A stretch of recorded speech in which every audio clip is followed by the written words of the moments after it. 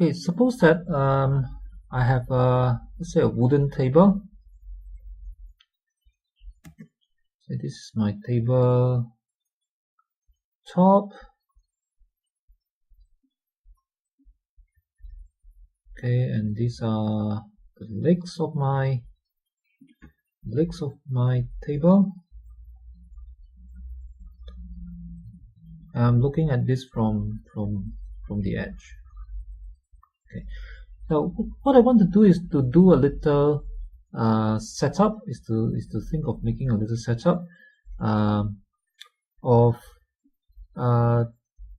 two long straight wires. Okay, let's have two iron rods. A long iron rod here and a long iron rod here. Now what I want to do is to send some current through this. And see if they will attract or repel each other. So what I need to do is this.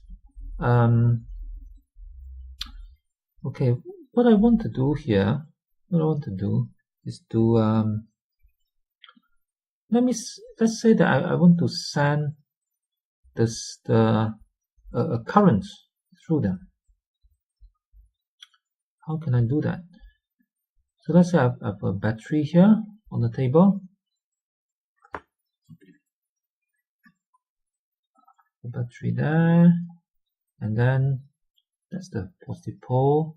So what I can do is I can connect say two pieces of flexible copper wire to this.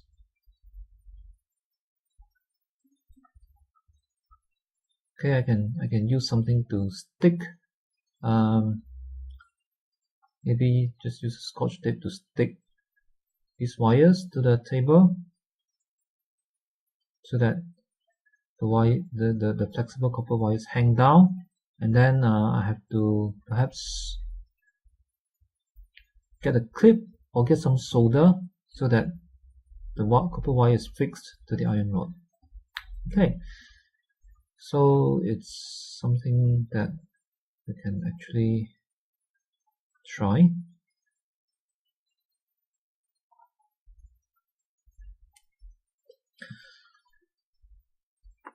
Okay, so that's pretty much set up. Now, I'm going to think of these copper wires as thin and flexible so that it's possible for the two rods to actually move around.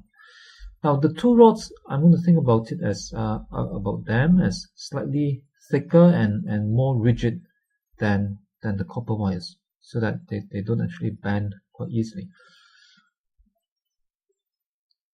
Okay, and the moment I've connected this up, a current will flow from the positive pole to the negative pole, the battery. Current flows. What I want to do is to think about the effect of the magnetic field around the currents. There would be a magnetic field around the currents, and in an earlier video, a few videos ago, I've sketched out the magnetic field pattern around it, and if you remember, it's basically circles, concentric circles that go round and round. So this circle represents fields that gets weaker and weaker as you go further and further out from the wire.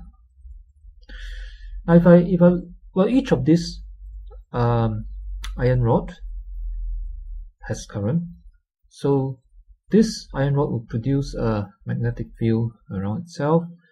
That iron rod would produce a magnetic field around itself as well.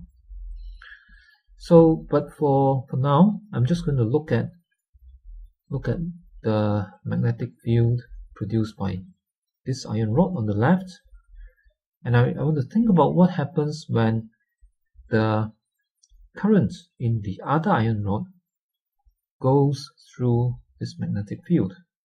So I want to think of the effects that the field from one rod would have on the other rod. Okay. So now I have a picture of the magnetic field. Let's think about the direction of this field. Recall that we can use the right hand thumb rule. So if I stretch out my right hand over this and place it next to this rod, and I stretch out my thumb so that it points in the direction of this current, in this case downwards, then your thumb would sort of stretch over in that direction. Now if you wrap your fingers will stretch over in that direction as your thumb points downward. So wrap your fingers around the wire. As you wrap your fingers around the wire, the direction of your fingers would tell you the direction of the magnetic field. So you will see that it's going around this way. Okay. So these are the directions. These are the directions going round and round. So at this rod, where this rod is, the magnetic field from this wire is going around in this direction. It's coming around in this direction. Okay. So if you are looking directly at these two rods, it's as if at this point where the magnetic field passes through the rod, it is coming towards me. Right? The magnetic field is coming towards me, and I have this current going up. So what then would be the direction of the magnetic force? So this magnetic field is coming outwards, current going up. I can use Fleming's left hand law. If I stretch out the fingers on my left hand,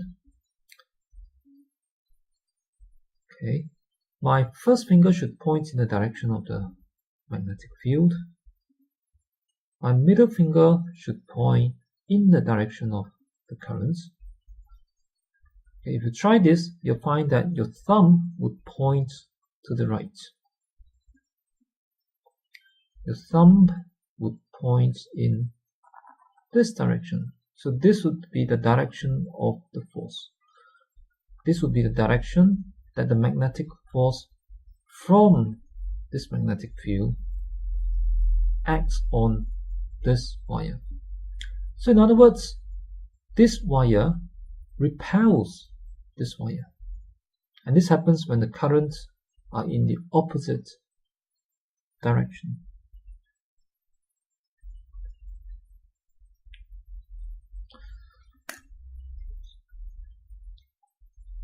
Okay, so this is how we could understand the forces, and we could imagine that if we rearrange this so that the connection so that both currents go in the same direction, then the forces would attract each other. The iron rods would attract each other. Okay, so I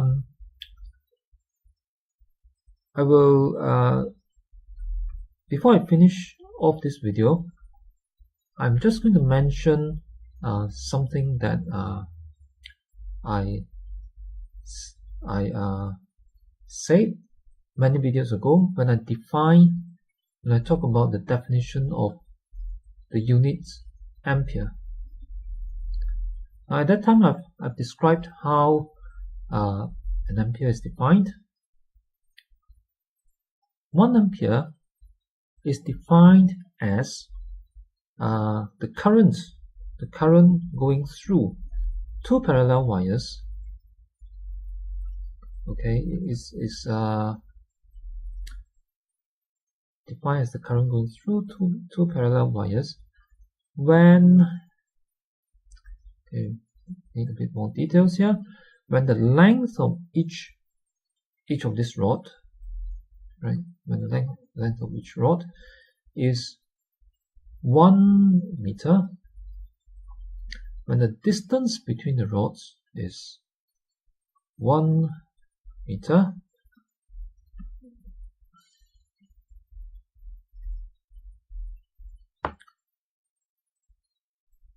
and when the force between the rods is 2 times 10 to the power of minus 7 newtons. Okay, so that's how 1 ampere is defined. 1 ampere is the current that will give you an attraction of 2 times 10 to the power of minus 7 newtons between two long straight conductors that has a length of 1 meter and that are separated by 1 meter. So that's the definition of 1 ampere. Now for the next, what I'm going to say next, I'm going to explain why this number is 2 times 10 to the minus 7 newtons. Now, if you are watching this video for A-level exams, you probably do not need to know about this part, but it's interesting nevertheless. Now, I've mentioned earlier on that the magnetic field from a long straight conductor is given by this formula. It's given by the formula B is equal to mu naught I times 2 pi r. In this case, r, I'm talking about this field and the position of this rod, then r would just be this distance. Okay. And earlier on, many videos ago, I've talked about how to calculate a force from the current and the field. And that is given by the formula which we do need to know. That's B F equals to B I L, where L is the length of the wire. Now, if I have two wires like this, I can combine these two formulas. I can actually combine these two formulas to find the force between the wires in terms of the currents and the distances. So what I'll do is that I can actually assume that the currents are different. They might come from different batteries or different circuits, for example. So let's say this is I1 and this is I2. Then my formula would be I1 for this and I2 for this. Right? That's I1 from the first iron rod. That's I2 of the second iron rod to give the force on it. So if I want this force in terms of the currents, okay, what I could do is this. I could substitute the B, which is this one, into here. Okay, this B is the same as this B. So I can substitute this into here. Let's see what we get. Get F equals to, okay, B from there would have mu naught and I1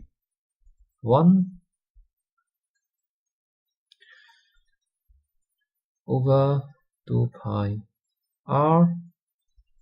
Okay, that's the B. and then I have I2 and L.